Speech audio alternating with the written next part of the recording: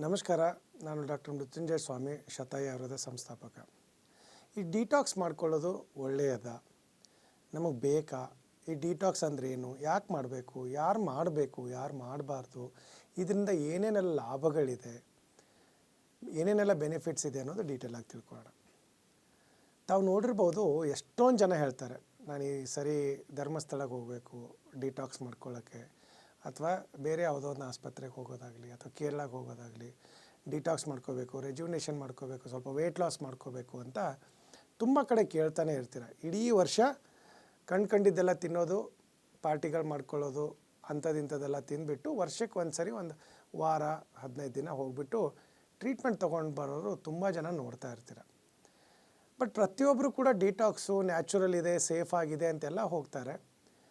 ಒಂದೇನೋ ಒಂದು 2 kg 3 kg 4 kg ಇವ್ರಿಗೆ ತೂಕ ಕೂಡ ಇಳಿಸ್ಕೊಂಬರ್ತಾರೆ.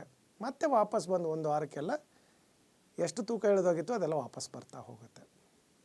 ತುಂಬ ಜನ ತಾವು ನೋಡಿರ್ಬೋದು, ಹೋಗಿದ್ದೆ ಬಟ್ ಅಂಥದ್ದೇನು ನನಗೆ ಯೂಸ್ ಆಗಿಲ್ಲ, ಬಟ್ ಹೋಗಿ ಬಂದೆ ನಾನು ಅಂತ ಹೇಳ್ತಾರೆ. ಹಾಗಾದರೆ ಇದು ಏನಿದು? ಇದು ಏನು ಡಿಟಾಕ್ಸು? ಅದು ಎಂಥ ಟಾಕ್ಸಿಸಿಟಿ? ನಮ್ಮ ಬಾಡಿನಲ್ಲಿ ಏನು ವಿಷ ಸೇರಿಕೊಂಡಿರುತ್ತೆ? ಆ ವಿಷ ವಸ್ತುನ ಆಚೆ ಹೇಗೆ ತೆಗಿತಾರೆ? ಅದ್ರ ಬಗ್ಗೆ ಎಲ್ಲ ಸ್ವಲ್ಪ ಡೀಟೇಲಾಗಿ ತಿಳ್ಕೊಳ್ಳೋಣ. ಏನಾಗುತ್ತೆ ಅಂದರೆ, ಆಯುರ್ವೇದದಲ್ಲಿ 3000 ವರ್ಷದಿಂದ ಈ ಡಿಟಾಕ್ಸ್ ಬಗ್ಗೆ ಹೇಳ್ತಾನೆ ಬರ್ತಾರೆ.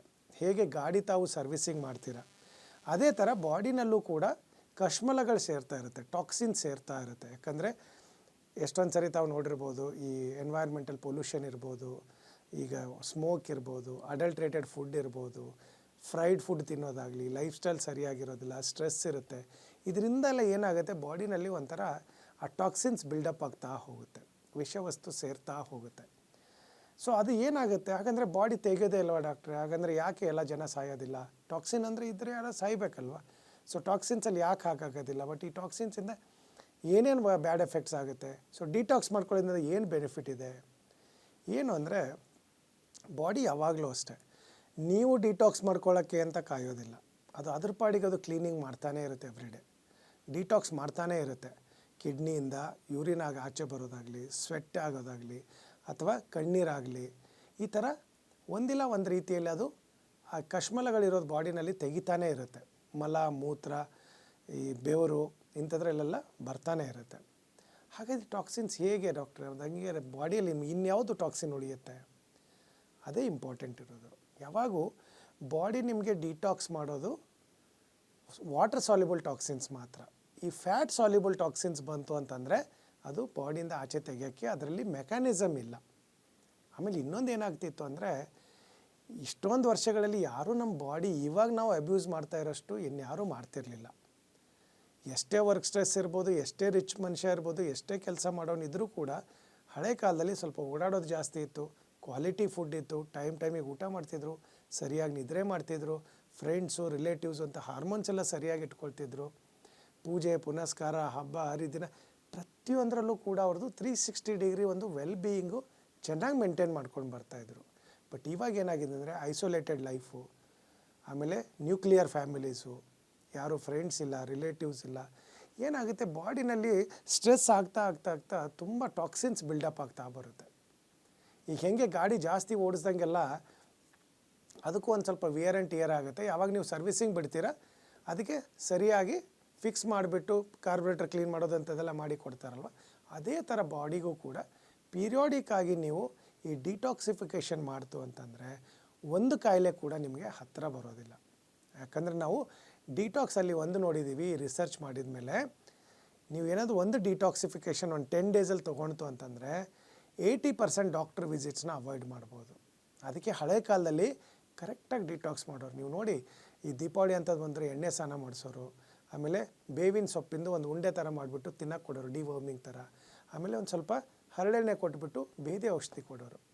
ಸೊ ಒಂಥರ ಎವ್ರಿ ಇಯರ್ ಅವರು ಪೀರಿಯಾಡಿಕ್ ಆಗಿ ಡಿಟಾಕ್ಸ್ ಥರ ಮಾಡೋರು. ಬಟ್ ನಾವು ಇತ್ತೀಚಿನ ದಿನಗಳಲ್ಲಿ ತುಂಬ ಸೈಂಟಿಫಿಕ್ ಆಗಿದ್ದೀವಿ ಅಂದ್ಕೊಂಡು, ಸೋಕಾಲ್ಡ್ ಸೈಂಟಿಫಿಕ್ ಎವಿಡೆನ್ಸ್ ಬೇಕು ಅಂದ್ಕೊಂಡು ಈ ಬೇಸಿಕ್ ನಮ್ಮದು ಬಾಡಿ ನೀಡ್ಸ್ ಏನಿದೆ ಅದನ್ನೆಲ್ಲ ಮರ್ತೋಗ್ತಾ ಇದ್ದೀವಿ. ಈಗ ಹೆಂಗಂದರೆ, ಊಟ ತಿಂದರೆ ಮಾತ್ರ ಹೊಟ್ಟೆ ತುಂಬುತ್ತೆ, ಬಟ್ ಸಪ್ಲಿಮೆಂಟ್ ಕೊಟ್ಟರು ಕೂಡ ಅಷ್ಟೇ ನಿಮಗೆ ಪ್ರೋಟೀನು, ಅಷ್ಟೇ ವಿಟಮಿನು, ಅಷ್ಟೇ ಮಿನರಲ್ಸ್ ಎಲ್ಲ ಕೊಡ್ಬೋದು, ಹಾಗಂತ ಹೊಟ್ಟೆ ತುಂಬೋದಿಲ್ಲ. ಅದೇ ಥರ ಬಾಡಿನಲ್ಲಿ ಒಂದು ಡಿಟಾಕ್ಸ್ ಮೆಕ್ಯಾನಿಸಮ್ ಏನಿದೆ, ಫ್ಯಾಟ್ ಸಾಲ್ಯುಬಲ್ ಟಾಕ್ಸಿನ್ಸು ಯಾವತ್ತೂ ತೆಗೆಯೋದಿಲ್ಲ. ಅದಕ್ಕೆ ನೋಡಿ, ತಾವು ಇತ್ತೀಚಿನ ದಿನಗಳಲ್ಲಿ ಸಣ್ಣ ಮಕ್ಕಳಿಗೆ ಹಾರ್ಟ್ ಅಟ್ಯಾಕ್ ಆಗೋದು, ಕಾರ್ಡಿಯಾಕ್ ಬ್ಲಾಕ್ಸ್ ಆಗೋದು, ಜಾಯಿಂಟ್ಸ್ ಪೇನ್ಗಳು ಬರೋದು, ಇದು ಪ್ಯಾರಲೈಸಿಸ್ ಆಗೋದು, ಆಮೇಲೆ ಫ್ಯಾಟಿ ಲಿವರ್ ಆಗೋದು, ಶುಗರ್ ಭಾಳ ಬೇಗ ಬರೋದು, ಡಯಾಬಿಟೀಸ್ ಆಗೋದು, ಇಂಥದ್ದೆಲ್ಲ ತುಂಬ ನೋಡ್ತಾ ಇದ್ದಾರೆ. ಯಾಕಂದರೆ ಬಾಡಿನಲ್ಲಿ ಅಷ್ಟೊಂದು ಟಾಕ್ಸಿನ್ಸ್ ಅಕ್ಯುಮುಲೇಟ್ ಆಗ್ತಾ ಇರುತ್ತೆ. ಅದಕ್ಕೆ ನಿಮಗೆ ಡಿಟಾಕ್ಸು ಕಂಪಲ್ಸರಿ ಬೇಕೇ ಬೇಕು. ನಾವು ಶತಾಯುನಲ್ಲಿ ಡಿಟಾಕ್ಸ್ ಪ್ರೋಗ್ರಾಮ್ ಅಂತಲೇ ಇದೆ.